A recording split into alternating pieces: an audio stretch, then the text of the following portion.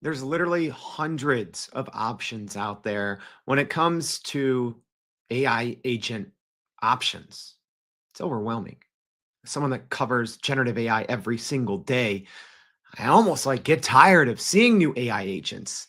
Part of that is, well, one of the reasons is Gartner came out with some recent research going over the agent washing epidemic, where they found that 95% of companies even promoting AI agents weren't actually AI agents.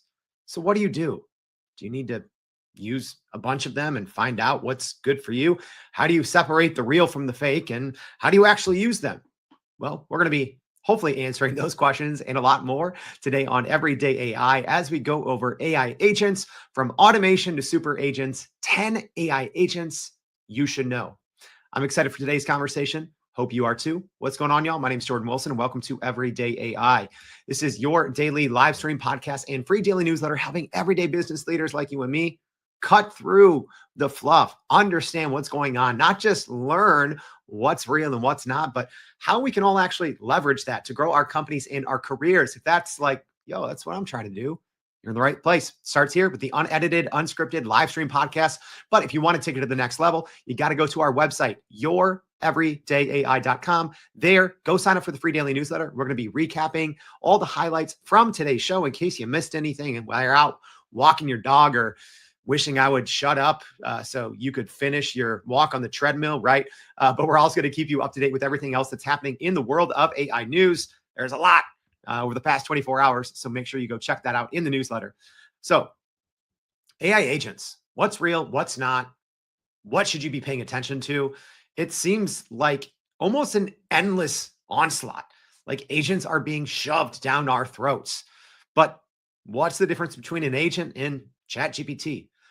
Should we be using agents? How? And for what purposes?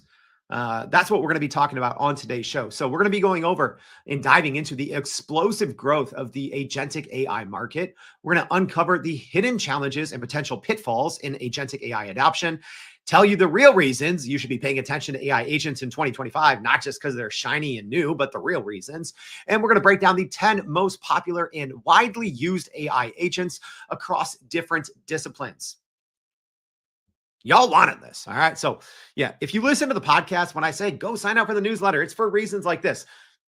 I work for you guys, right?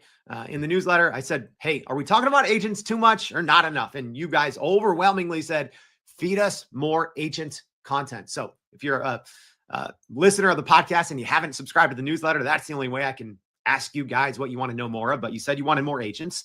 And at the end, I've been doing this. I've been putting together these little kind of bonus guides because I can't fit everything into 30, 40-minute episode.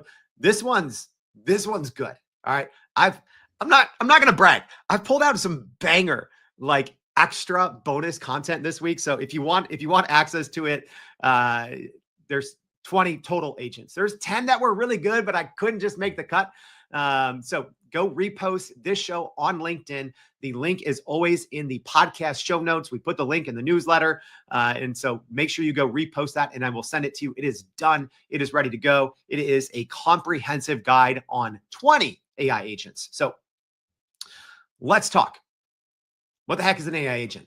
Well, an AI agent can plan, act, and also self-correct. That's the biggest thing to get work done. So an AI chatbot, you're just chatting with it. An AI agent can plan on its own. It can reiterate. And ultimately, it takes actions on your behalf. The whole human in the loop thing that I hate.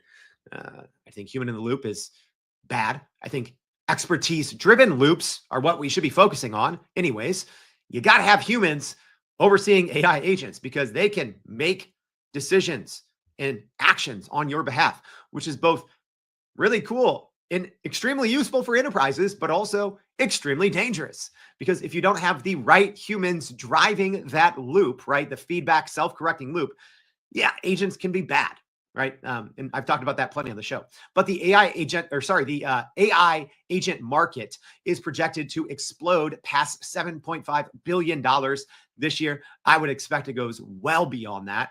And this represents, I think, a pivotal shift from AI, right? That just answers our questions to get things done, right?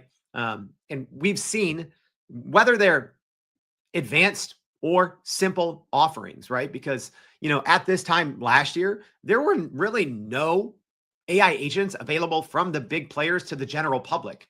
Now there is Microsoft, Copilot Studio, ChatGPT, their agent mode, Claude, Anthropic's Claude has multiple different agents, a lot of them for coding, but they have a computer using agent as well. Google, they have their Project Mariner, Project Astra. Hopefully they release their agent space to the masses soon, right? But every single big player has an agent that's available today. Are they all great? No. Are some of them really, really good? Absolutely. But whether you want to know it or not, the future of work in AI native workplaces isn't talking to a chatbot. It isn't just like, all right, well, now we have a chatbot plus our business, info. We have RAG. We have, these connectors. No, it's smart humans like you and me overseeing agents, right? And right now, studies show that over 80% of enterprises are adopting agents right now. So there's massive opportunities for all of us tuning in, because if you're tuning in and listening to this, you're ahead of the curve. But it's all about what are you going to do with this information? And you have to be able to understand the risks. So, like I said, how is this getting to the point now? Because it's more than just talk. Like I said, we've been talking about AI agents on this show for multiple years, but the good thing is I got the receipts 2 years ago. I'm like, nope, we're not ready. 2024, too early. Now we're ready because agents are already showing up where we work. That's the thing. Maybe 18 months ago, 2 years ago, you had to really go out of your way and try really hard to make anything on the AI agent side work. You had to have a lot of duct tape, hope, and dreams, and maybe you got a little juice out of it. Now agents are showing up in the actual enterprise systems where we work. So that's in our documents, email, CRM, browsers, IDEs, etc. And the tooling has obviously matured because the models, right? Most AI agents are powered by one or a series of underlying models, right? A lot of them have 5, 10 plus models running kind of the agentic capabilities, and a main agent will break off a complex multi-step task to multiple sub-agents, and all of those sub-agents are running, maybe one of them is running a coding model from Anthropic, maybe one is running a reasoning model from Google, maybe another one's running, GPT 4.1 from OpenAI or something like that. So these models themselves are much more capable, much more robust than they were 6 to 12 months ago, especially now that we have these reasoning models and, all of the scaffolding that comes along with these models. And that's another reason why they are not just explosively growing right now, but they're actually explosively useful if you know what you're doing, right? The tooling has matured and big vendors have shipped platform agents as well. Focused startups have shipped specialized agents. Everyone is shipping them. And they are now more than just co-pilots. They are pilots. They can go out and do work on your own, right? Very simple use case. I have ChatGPT, their agent mode, probably one of the easiest to use, not the most useful unless you are decent enough at prompt engineering. But once you get it, I have my agent. It's on a scheduled run. I don't do anything. It just goes out, execute tasks for me every single day at a certain time. So again, what's the difference? What's the difference between an AI agent versus a model? All right. And hey, live stream audience, love to see you tuning in. Sorry, I should give you a shout out a little more. But let me know if you have any questions. Someone said, I would love to see an episode on Perplexity's agentic browser. Comment. Already did it, LinkedIn user. So go check that out on our website. It's free. Go check it out. But yeah, live stream audience, if you have any questions, please let me know. I'll try to answer them. Just put question in your comment so I can make sure I can see it, just because we have comments rolling in from all the different platforms. But what's the difference between an AI agent and a large language model? I've done an entire episode on this, but to put it simply, the lines are blurring because now the base models are agentic in nature, whereas 9 months ago, they weren't, right? So essentially, we had let's say, rewind the clock a year ago. the models, the most powerful models in the world were transformer models. They didn't really have a bunch of useful tools, right? All the scaffolding that make models really good. And they weren't reasoning models. So they couldn't plan and think and retrace their steps and come to a fork on the road and try a couple of things on the left side of the road and figure out, oh, that's wrong. I need to go back to the middle and use some different tools, right? That's an agentic model with tool use. We didn't have that, right? So the lines between what is an AI agent and what is an agentic model, they are kind of blurring, but for the most part, if you think of traditional old school AI models, large language models, they're chatbots, right? They're obviously becoming much more robust and they're becoming entire operating systems now. But you are still having, as the human, to take that information and do something with it. Whereas now, AI agents, you give them a goal, you make sure they have access to the data that they need, and then they go figure it out, right? Whereas I'd say more chatbots, kind of self-service, right? AI agents, autonomous cars, they do it for you. An agent holds a goal, chooses its own tools, takes its own action, and checks its own work. And a lot of times, it's not just taking the best available road, it is really in real time building its own road, right? So let's talk about categories of AI agents, because there's a lot, and this is also where it starts to get a little confusing, because like someone already said, you also have your agentic browsers now, right? Which I actually think, at least for, hey, what has more utility today? I would say it's almost in some use cases, agentic browsers, right? If you look at top to bottom, if you pick a middle of the road AI agent versus an agentic browser, in the short run, I think agentic browsers have much more utility for the average business leader right now. But we're not talking about agentic browsers. We're not talking about agentic models. We are actually talking about AI agents, complete systems. And I would break them into these 7 categories. So number 1 would be autonomous software developers, such as Devin. Right. So these are agents designed to handle end-to-end software engineering tasks, from writing and debugging code to testing and deployment. Then you have your general purpose task agents, which is like ChatGPT agent mode. So these are platforms that act as a versatile digital assistant that can plan and execute a wide variety of complex multi-step tasks for professionals and consumers.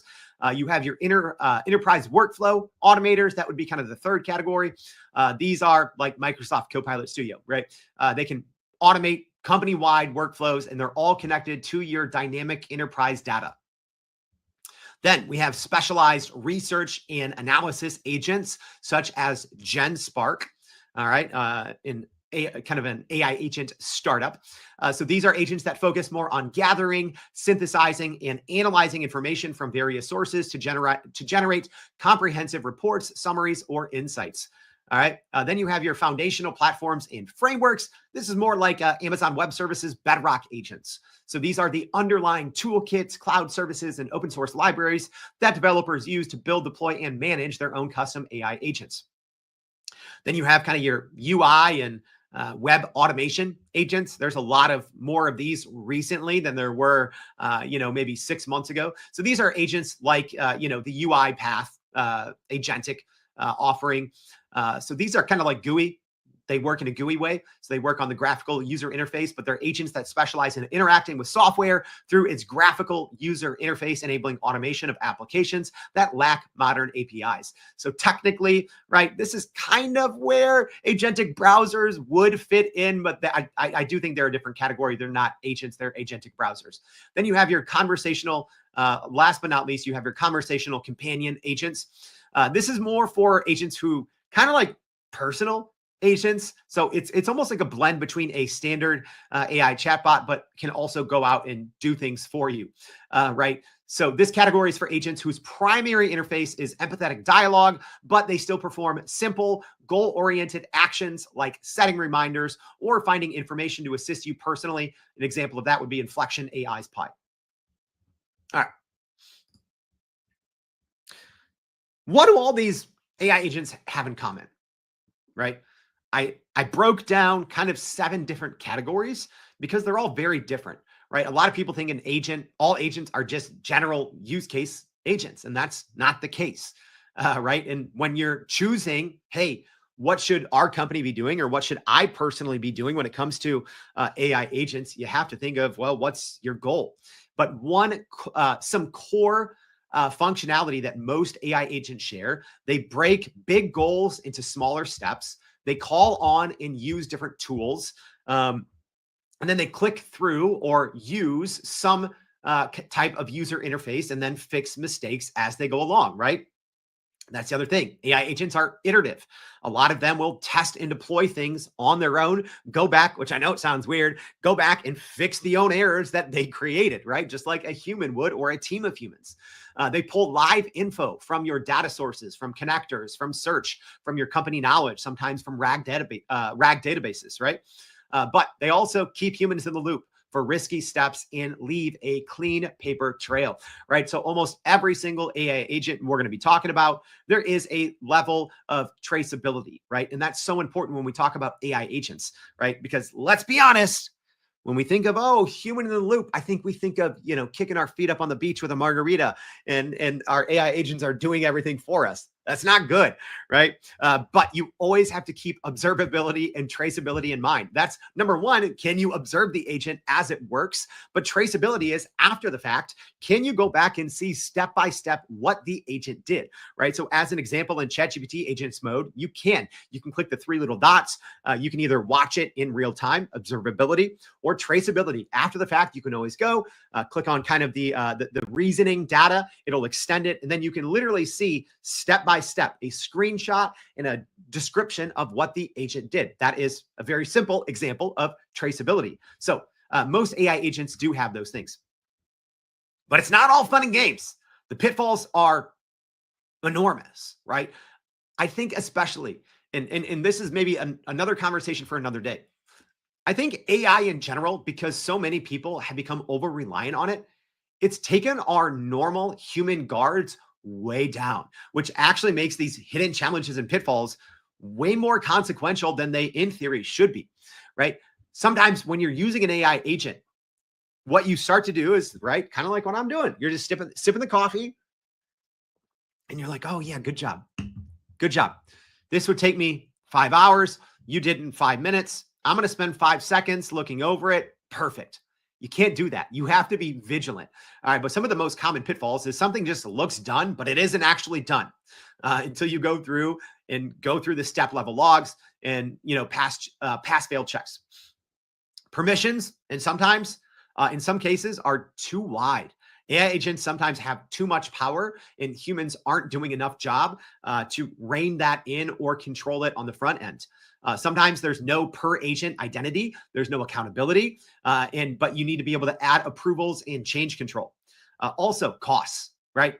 Costs can creep up when agents keep looping forever, right? So a very simple example of this, if you've ever gone into ChatGPT and you have the wrong mode selected, right? And you give it a very simple question, and now as of last night, there's even new, thinking levers inside ChatGPT, right? There's the light, standard, heavy, and light, standard, extended, and heavy, right? So in the same way, a normal large language model that can reason, you might choose the wrong one, and it's thinking for 12 minutes on when was the last time the Chicago Bulls won an NBA championship, right? The same thing, the same kind of mistakes in terms of these endless loops can happen for AI agents. The difference is, depending on how you set them up, you might be paying for usage, right? So you might accidentally be like, oh my gosh, it's just this never-ending loop that you're not paying attention to. And then you go look at your API bill and you're like, oh my gosh, it would have been cheaper to have a human do this, right? You see that all the time. So you need to have clear SOPs,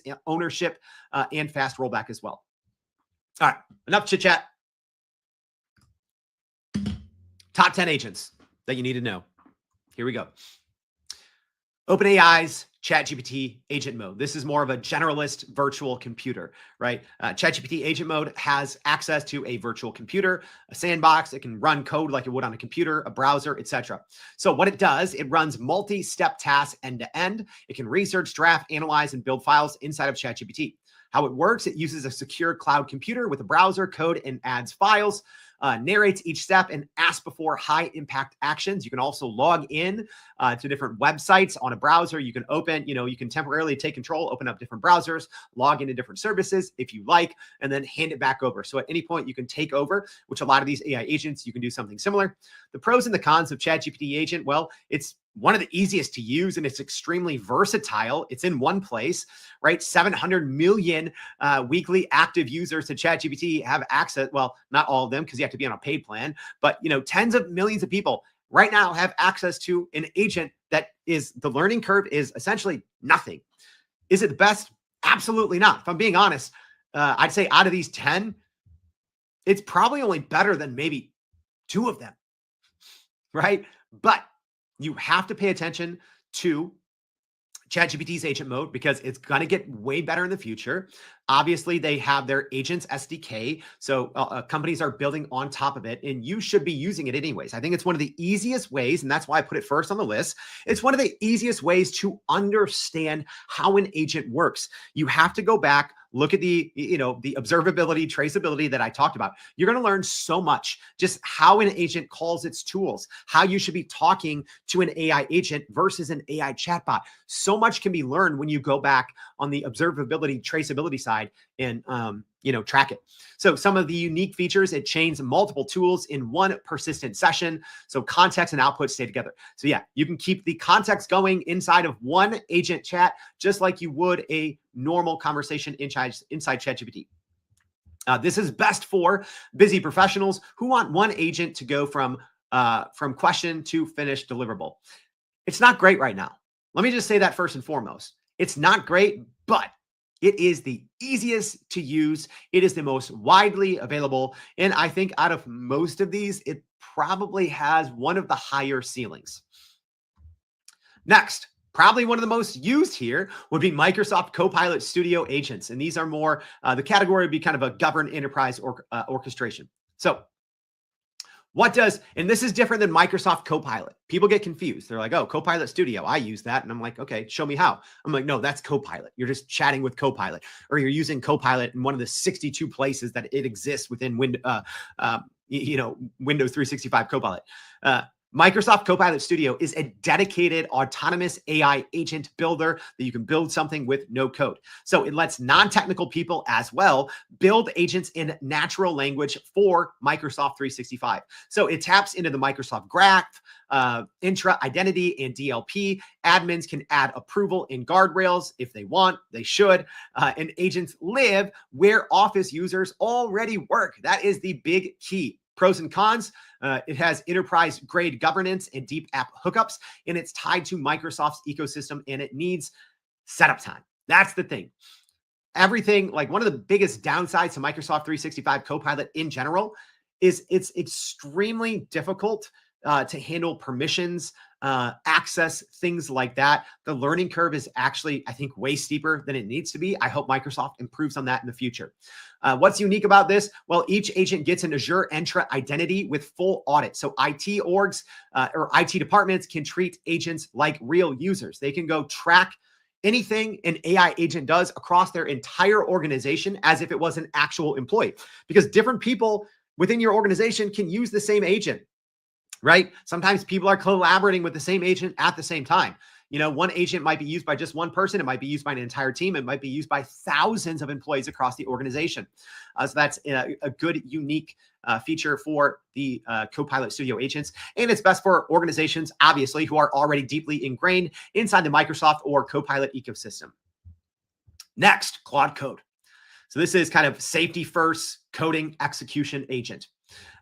So what it does, it plans, edits, runs, and tests code changes, turning clear tickets into reviewable patches. So if you're in software engineering, anything on the dev side, you probably use Claude Code. It has been one of the more popular agentic coders and one of the first now. I think there's maybe some that might end up being more useful in the long run, but Claude Code is one of the most popular and most widely used coding agents in the world right now. And it's really, really good.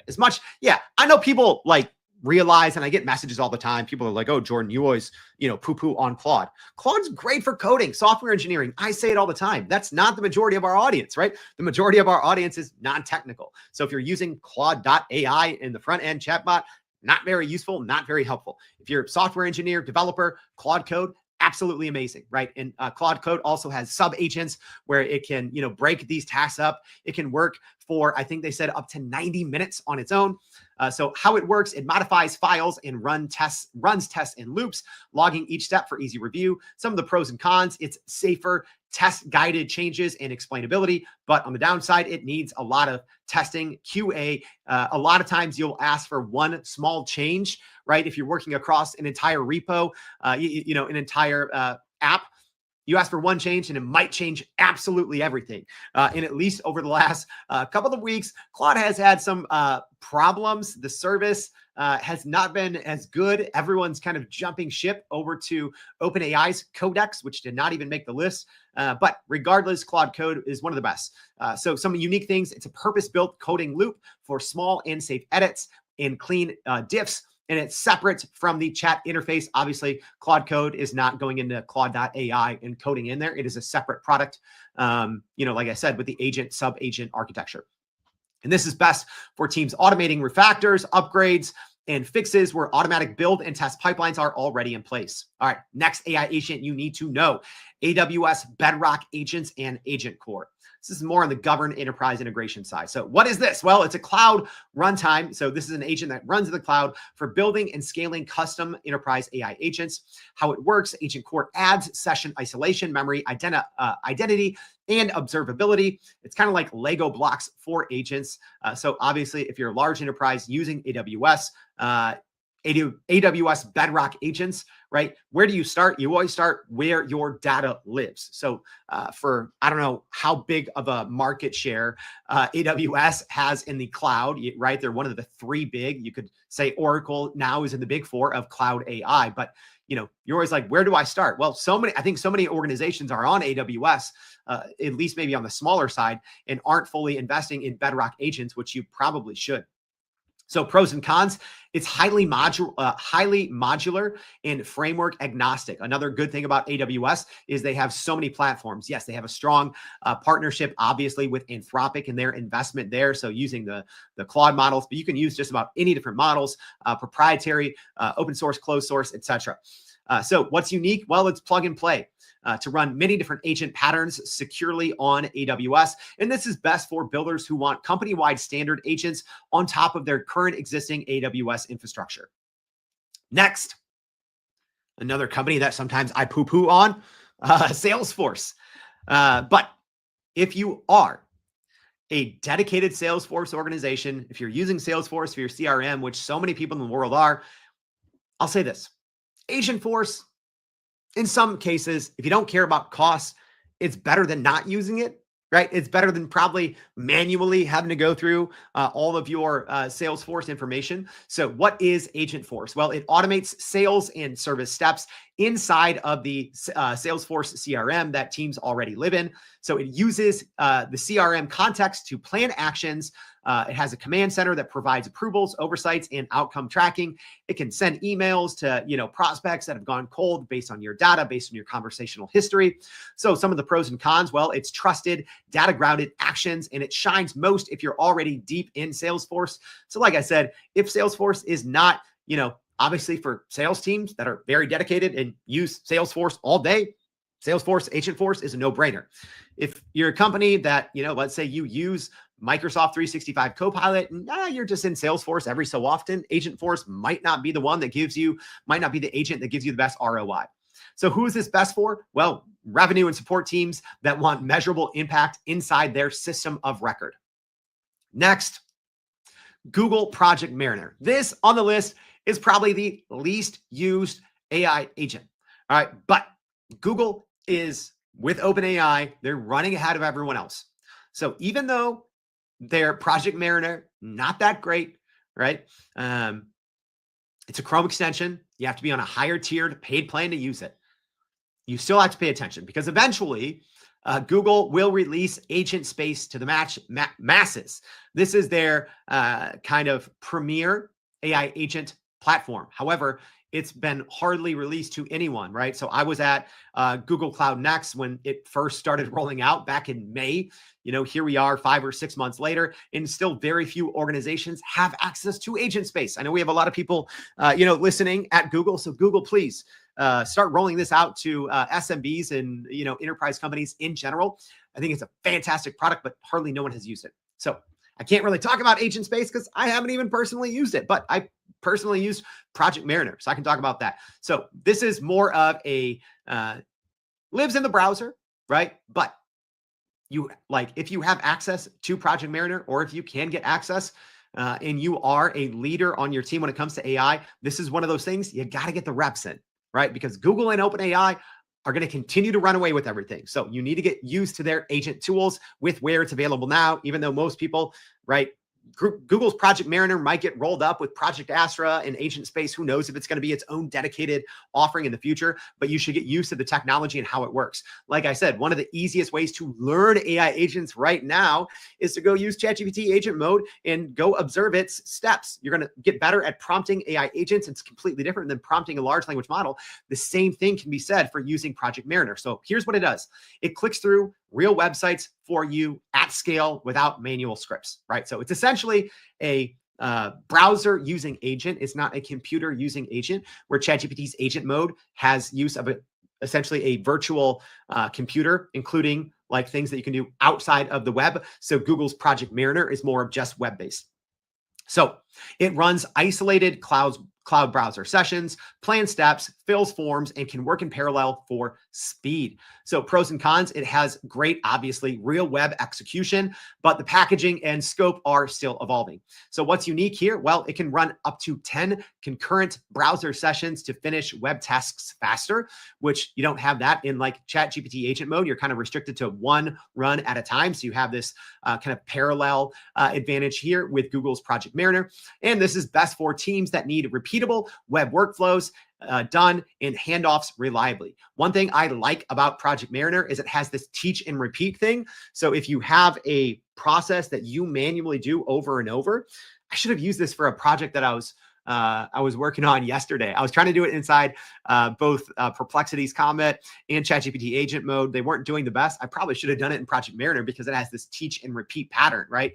If you have 5 different websites that you all use concurrently, you're grabbing something or some information from one, carrying it over to 2, making changes, bringing it over to 3. That's a great use case for Google's Project Mariner. But come on, Google, give us agent space.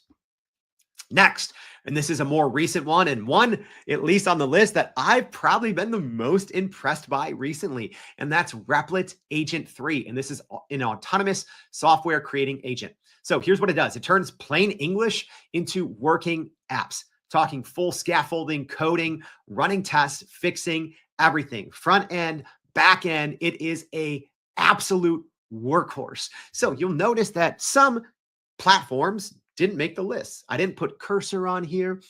I didn't put Lovable. I didn't put Bolt. All great tools, but I think Replit Agent 3 outshines them. All right. So it also uses a reflection loop to execute tasks, tests in a browser, and auto repair issues inside of Replit's IDE. So some of the pros and cons, super fast idea to app, but complex code still benefits from human review and controls. This is one of those, can a non-technical person use Replit Agent 3? Sure. But your outcomes are going to be much better if you know what the heck is going on, right? It's kind of like watching a movie in a different language you don't speak without subtitles, right? You're like, okay, I think I know what's going on because I can see everything. And I think I'm following the storyline of turning plain English into a working app with a database and a back-end authentication and payment processing, right? What Replit Agent 3 can do is extremely impressive, but it probably makes more sense if you speak the language, right? So it's almost like some of its most, I would say, appealing use cases are for non-technical people, because technical people have plenty of AI IDEs they can go work with. Like I said, Cursor, Lovable, Bolt, Claude Code. I think Replit is one of those that's probably going to separate itself over the next year and become wildly even more popular than it already is. So what's unique about this, y'all? 3-hour runtime An AI agent can go run for 3 hours. And I've seen some videos on this, right? Unedited before and after of what it can do in 2 to 3 hours. Wildly impressive. So yes, some of the other platforms, the Lovable, the Bolts, right? It can accomplish the same things, but with a lot of back and forth iterative prompting, right? So if you get it right on the front end, and if you know what you're talking about, again, think of the movie analogy. If you can direct the movie, Replit Agent 3 can go do it. 3 hours. So this is best for founders, educators, and developers who want prototypes live and fast. Next, Zapier agents. I've been very impressed. Zapier agents are really good. So what it does, this is no-code agents that automate work across the more than 7,000 enterprise apps that Zapier connects with. So I'm not even going to get into like the difference between, I will shortly actually, right? I think a lot of people, when they think AI agents, they're thinking AI-powered workflows. And yes, Zapier has that as well, but their agents offering is completely different. So yes, you can still have your, kind of your visual builder, building different, marketing automation workflows and enter in AI, because a lot of people think of, like, oh, N8N, that's an agent. I'm like, no, that's an AI-powered workflow. So Zapier does have AI-powered workflows, but they have their actual agent as well. So completely different product, and it's extremely impressive. So all you do is you describe the outcome you want. The agent selects the app actions, it runs them, and then can hand certain things off to other agents. So some of the pros and cons, well, there's massive app coverage, more than 7,000. So you don't even have to worry. There's support for MCP, but you don't even have to worry about creating your own custom servers because Zapier connects to the internet. It is the glue that holds the internet together. So that is a huge advantage of Zapier agents. So some of the downsides, the cost and complexity can grow, right? Especially with more open-ended flows. What's unique? Well, there's agent-to-agent calling, live knowledge sources with Drive, Box, Dropbox, dashboards, and ready-to-use templates. And this is best for ops teams, marketing, sales, and support teams wanting practical cross-app automation without code, right? So I think Zapier agents have a place. It's not like you choose one AI agent. I think Zapier is ultimately going to continue to rise in relevance outside of those in the marketing world, right? I've been using Zapier for more than 10 years. I love it. It's traditionally been for marketers. I think non-marketers are eventually going to catch on to Zapier because of Zapier agents. Miguel said, would you say Zapier is better than N8N? Yes, absolutely. N8N is free. It's open source. Zapier's better, right? Don't get me wrong. N8N is great. A lot of people, right? Stop seeing it, right? A lot of people see like what's on social media, and that, it's all these N8N workflows, comment, follow me, repost this and do this 30 things. And I'll send you this agent that prints money. It prints $1 million, right? It's an AI powered workflow. Part of the reason I think N8N gets a bad name because people are abusing it and selling it as snake oil. So, but no, Zapier's better. All right, next we have GenSpark Super Agent, and this is an orchestrated research and creation. So here's what it does. It produces research pages, summaries, slides, and media fast. The research and creation process in GenSpark, extremely impressive. And both GenSpark and Manus, to their credit, keep churning out updates a lot faster than, as an example, Copilot Studio or ChatGPT Agent Mode. They're really shipping fast. So here's how GenSpark Super Agent works. It routes subtasks across multiple models and tools. I think the last time I checked, it uses 9 different large language models, and then it stitches together a clean result. So essentially, you have a routing agent, and then there's specialized sub agents, and they all kind of work together. They all go off and do their own thing, report back to the main agent, and then give it back to the user. So the pros and cons, well, as broad and quick. You can verify key outputs before publishing in a professional setting. So what's unique about GenSpark? Well, it has these thing called Spark pages. Think of them as essentially like almost a cross between like a website and a PowerPoint, right? But they are shareable pages that you can go in and update. And this is where all of this information can live. So instead of just having, a bunch of text or some random, it spits out a PDF, it's like a way for your content that you create with the GenSpark Super Agent to live. And this is best for analysts and marketers who need synthesized deliverables without heavy lift. All right. Manus AI, and this is more of a hands-off autonomous executor. So what does Manus do? So GenSpark and Manus are both out of China, which is why maybe you've heard of them and maybe you haven't, right?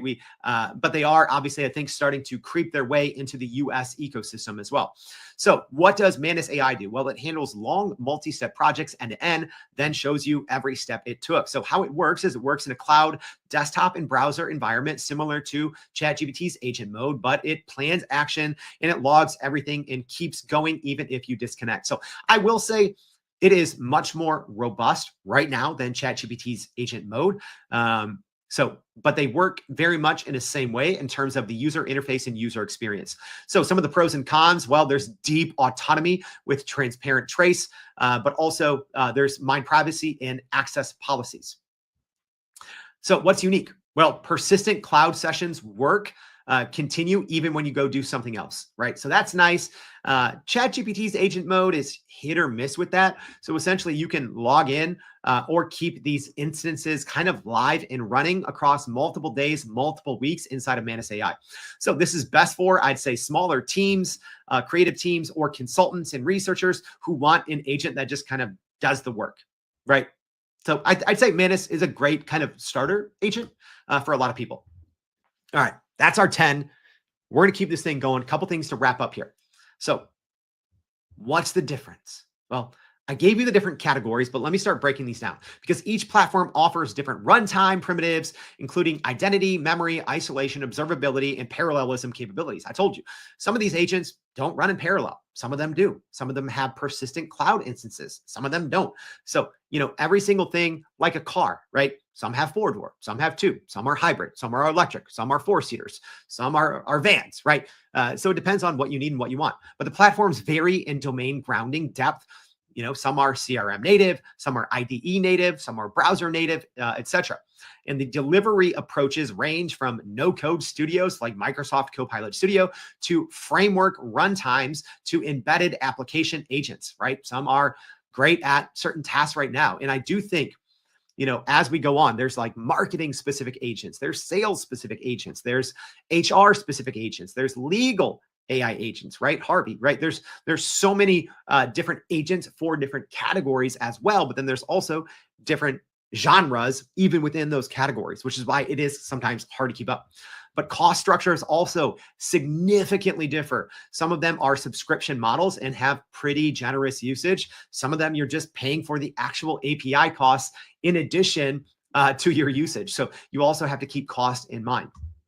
Also, the integration philosophies span from ecosystem lock-in, more like AWS Bedrocks, to universal connectivity, right? Like Zapier. So it's also like what systems do you ultimately need these agents to pull data from and talk to? That's the other thing. You have to think of agents, as like a mind map, right? It has to be able to pull in dynamic data from multiple places, and it has to be able to execute tasks in multiple ways. All right. So what's your agent use case? Here's what I don't want you to do. I don't want you to look back at these 10 AI agents that I told you, say, oh, this one's my favorite. This one sounds good, and go get started. Think of it the exact opposite. You need to think about your automatable problems. I don't know, is that a word, automatable? But that's what you need to do. Think about your automatable problems. Because again, if you have a hammer, everything looks like a nail and you're going to get screwed.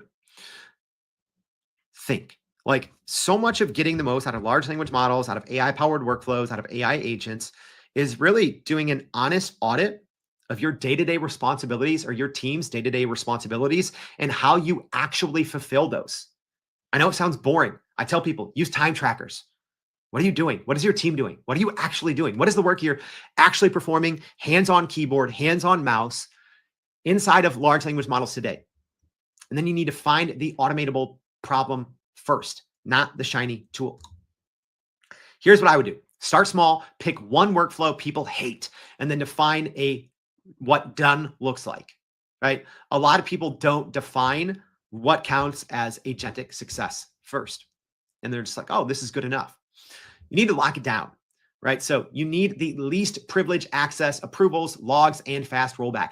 You need to make sure that you're using it in a safe way. If you're giving an AI agent access to your company's dynamic data, you need to make sure it's auditable, traceable, guardrails, etc. You also need to be able to measure weekly, not just on a per task completion, but you need to be able to measure completion rates across the board, fixes needed, time and cost saved. You need to understand how much does it take humans to do this. Guess what? Humans make errors. Humans go through revisions. I think people think of large language models and AI agents as something they're not. Nothing will ever be perfect. Just like there's never been a perfect, human worker. No worker has gone through their entire career and never made a mistake in that spreadsheet, never made a mistake in that presentation. No one's ever killed absolutely, 10,000 out of 10,000 sales meetings. Human workers make mistakes. So do AI agents, right? So you have to be able to calculate the cost from start to finish.